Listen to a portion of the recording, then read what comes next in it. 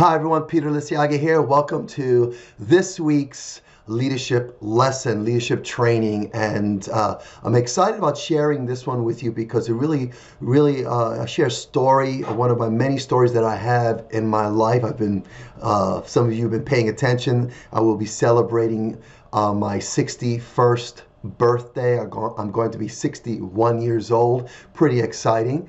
And through the decades, I've had so many experiences, and through those experiences, I've learned a lot of lessons, whether they were great experiences as far as, getting or achieving what I hope to achieve, or lessons that I've learned from my failures, from my misdirection or my mistakes, things that I've learned which become more valuable. So what I want to do, first of all, this month we're talking about a leadership skill of vision, having the ability to create a picture or image of what you would like to become in your life. And it's every day you get up and you envision yourself being a certain kind of person and setting your intention for the day and envisioning yourself, seeing yourself, achieve what you hope to achieve. And as a leader, we want to have the ability to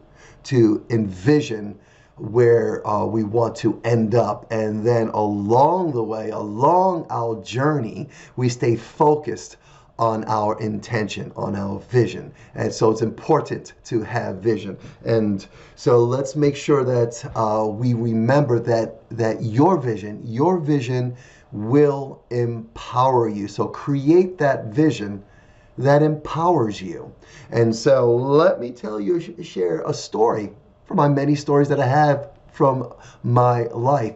Some of you might know that I acted on stage and on film, on TV. I've done a lot of projects. A famous actor, not at all. But I had the opportunity to spend a couple of decades as a performing artist, earning a living, my wife and I, and we still pretty much do that now, except I do that when I feel like doing it, when I have the time to do it. My wife is still actively involved. But many years ago, back in 1988, I was given the opportunity to go to Germany and do a show called Starlight Express.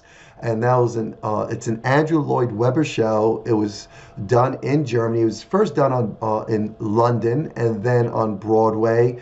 And then there were national tours, and then Germany produced a show, and they produced it back in 87, 88. And I was one of the actors that was given the opportunity to do the show. Now, you'll notice here the show is really a spectacular show.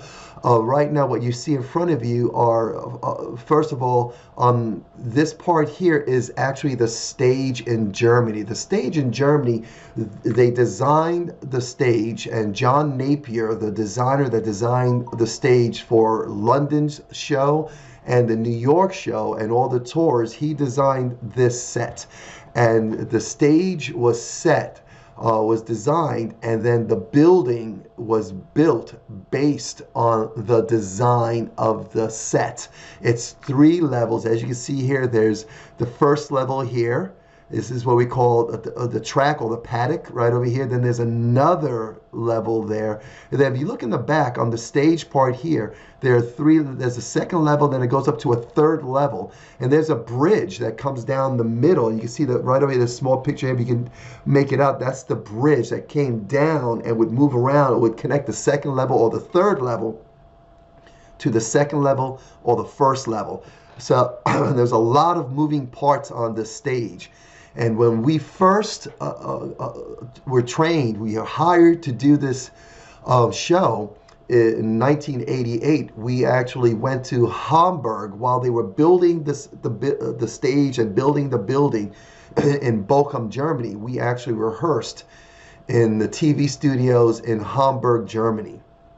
and they had made these ramps that would help us train to get on this stage. As you can see right over here, this is the stage here. This is one of the actors, I think it might be Ian, just going through the set and practicing. We would do a skate warm-up, and we would just, before the show, we would get on the stage to get our legs warmed up, get our wheels, because it's all on roller skates, and all the tricks. And you can see he's going to be doing a trick right over here, an aerial. Wham! I'm up that stage, and that was the main bowl, the main stage, and that's the side walls.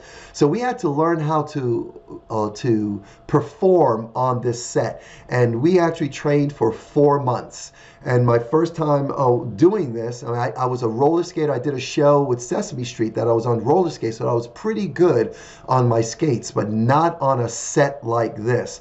Many of us came in here, we broke bones. And you can see right over here, I broke my thumb. So many of you guys that have met me, I have a scar right on my thumb where I fell coming down the main bowl in Hamburg. We had a bowl that we had to come down, a wall we had to skate down, and I fell back and I broke my thumb.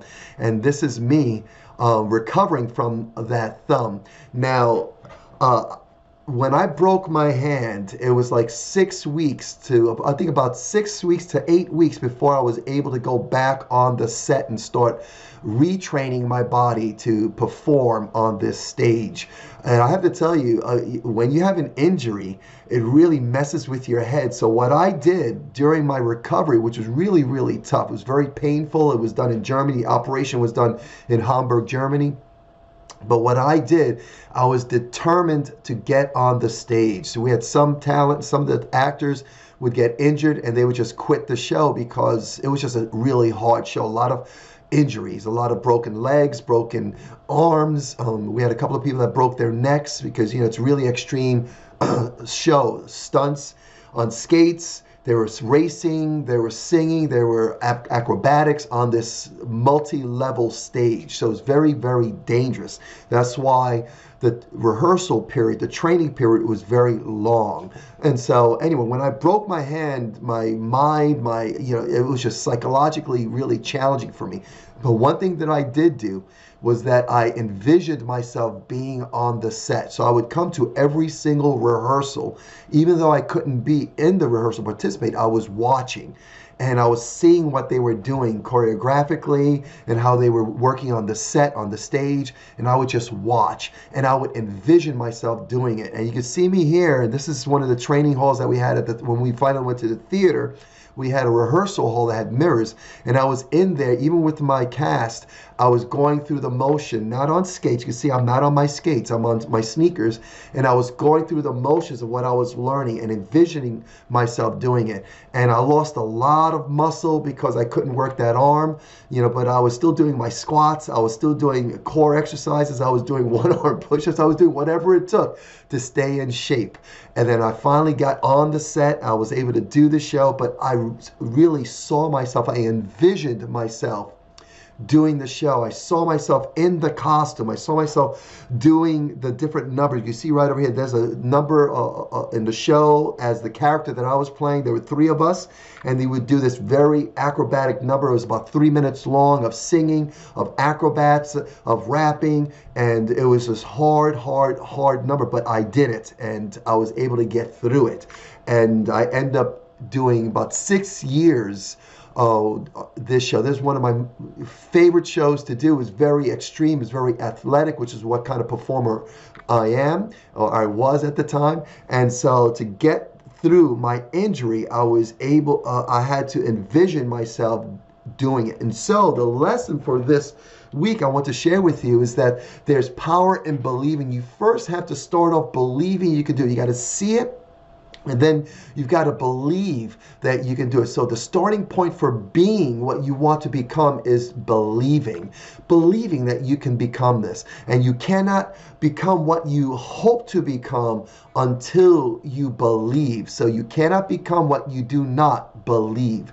And you've got to believe that. Now, does that mean you're going to be 100% on point with this belief? No, but more often than not, you're going to fight and strive to believe and see yourself becoming what you hope to become.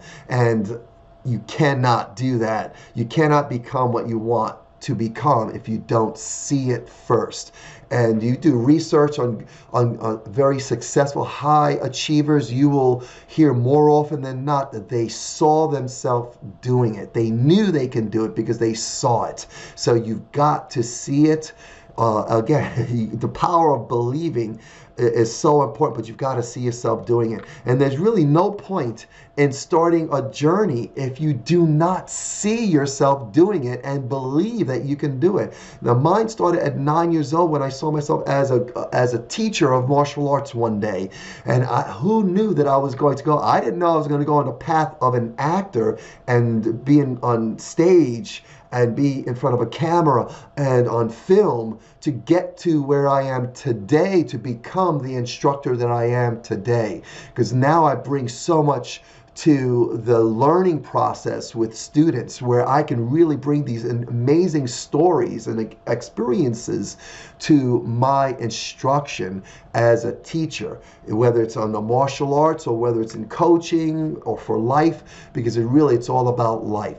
And so for me to be the teacher that I am today, I have to see myself doing it, and then I have to believe that I can do it. And so there's power in believing. All right, so make sure as you go through this week that you really see yourself achieving what you hope to achieve. Nothing can be achieved if you do not believe it. So you believe in the value of your leadership and you leading the way, even if you're not doing it directly, do it as a model and believe that there is a need for leadership and simply you living your life. And this is what I'm telling parents and teachers right now. The best thing that we can do for our children and our students is to be what we hope for them to be. Okay, we need to be the leaders. We need to believe in ourselves. We need to believe that we do have a calling as a leader, and we need to embrace that. And then we need to believe that we can grow and we can mature as a leader and see ourselves leading, see ourselves making more choices that are right and empowering than not. And that's one thing I noticed as I've gotten older, is that I'm striving and chasing after doing what is right more so than doing what is not right. And age has given me that luxury. My years, my experience has given me that luxury. So as a teacher, as a leader, that's what I'm here for. I'm here to guide, direct, and lead you guys, but not so much with my words, but with who I am, just simply being. Okay, guys, so I hope that's helpful for you guys.